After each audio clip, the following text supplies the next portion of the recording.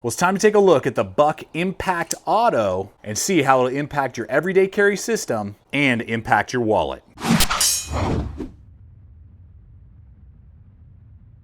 Well, folks, glad to be at it again with you here in the garage, taking a look at this USA-made Buck Impact, which they have several knives kind of in this profile. They have the Momentum, they have the Inertia, which we have previously reviewed, and this Impact, and they might even have one other one, I'm not quite sure. And I believe this is kind of like a re-up of the Impact line, because I believe it's been around for a while, but they re-released it or kind of renewed it with new color combinations, and that's all that I can really tell. Maybe they've done some other little inner workings, and maybe you guys can tell me. That's all that I could see with my research that I was looking at.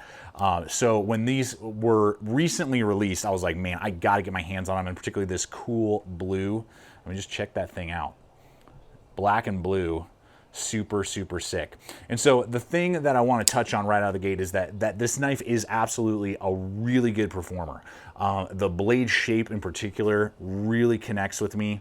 I love that spear point with that really large swedge up top, hollow grind on the bottom, nice relief edge. Buck always does a really good relief edge. S30V steel with the Boss heat treat, which is a really good heat treat. So this thing is going to hold an edge longer than a lot of other S30Vs, and I've found that I'm able to resharpen it rather easily compared to, say, like a Spyderco S30V, which is really nice. And that relief edge with the hollow grind combo really works well. Good precise tip, but still giving enough strength to really feel confident with the blade.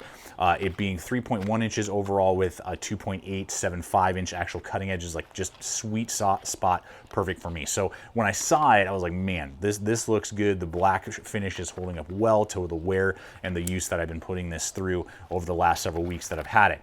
Now, I want to hit this right away because it is an impact, and it will impact your everyday carry system, I think, in a really cool way if you can carry autos, and man, I love it.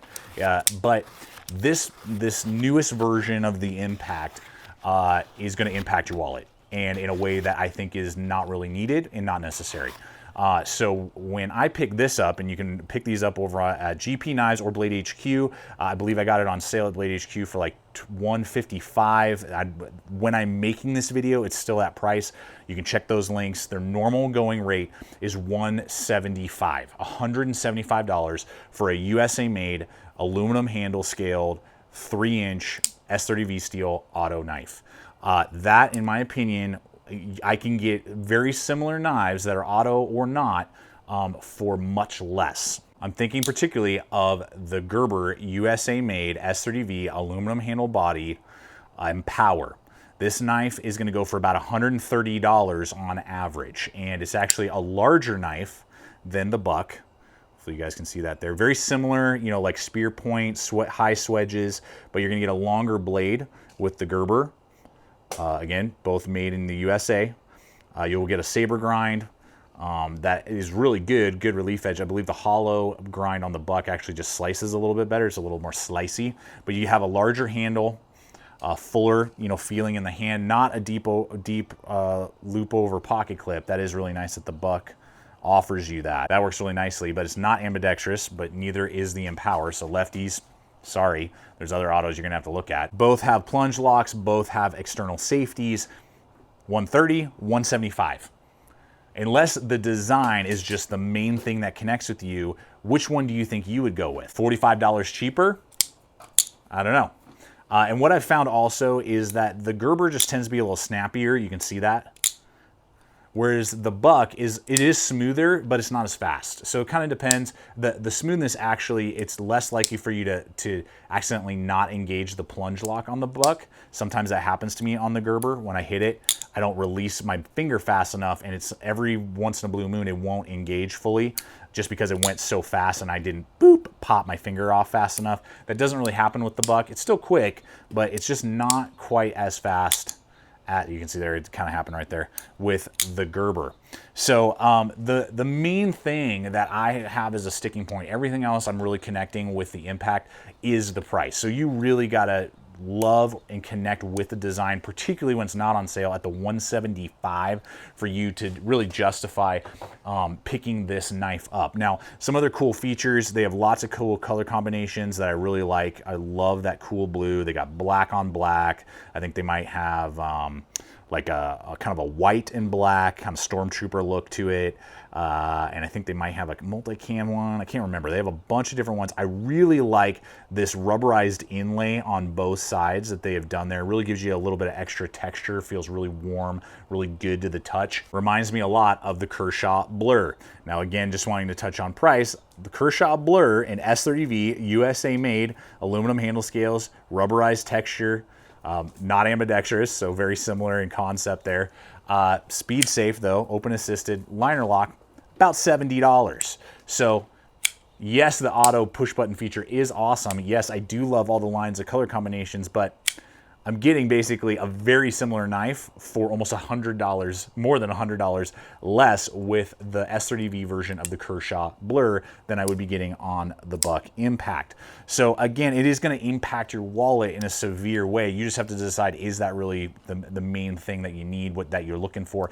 I do love it. I am planning on keeping it. I'm not planning on selling it because it does have this kind of little bit lighter, a little bit more compact, comes in about 4 ounces. Instead of me screwing it up, I'll just read them to you. The handle weight again is 4.1 ounces, aluminum material with a 0.52 handle thickness, so just over ½ an inch thick, 1 inch wide from top to bottom, and then it's going to be 4.625, so a really good handle length. Really fills out my large size hands really well.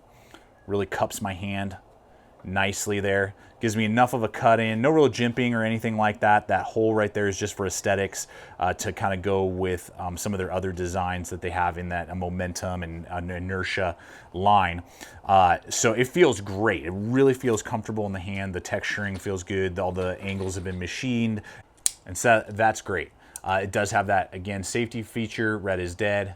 And then you just push that bad boy up and you can't engage the blade, move it down, boom, you're ready to rock and roll. So if you're a righty, you have extra money to burn, you already maybe have some autos, or you're just like, I love Buck and I love this particular design, and you're willing to fork over the extra money for it, you'll be happy with it. I'm happy with the design, but I'm just like, man, for the money, there's a couple other autos I would go with, or just a couple other knives in general for similar materials that I would go with before I would go with the Impact. This is like, I will go second. This is my second best, I guess. Second best option when we're talking about value. Now, it's got an absolute cool factor, absolute performance factor in my mind. The plunge lock is good. You're gonna get slight rock side to side, none up and down, and you got a good stop pin right there. So I mean, lockup is all good. So guys, that's it for me. I mean, that's where I stand on the Impact. I wanted to give you that feedback. I wanted to show you what I like about it, what in my mind is something of a drawback in the price, and just want to show you what this has to offer. Oh yeah, one last thing. So I don't know how you could do anything with this pivot. I don't think you can adjust this pivot. You'd have to have some really specialty tool, and on the other side, it matches the button, which is really cool. I like that, but it's not gonna have an adjustable pivot like the Gerber does again. So there you have it.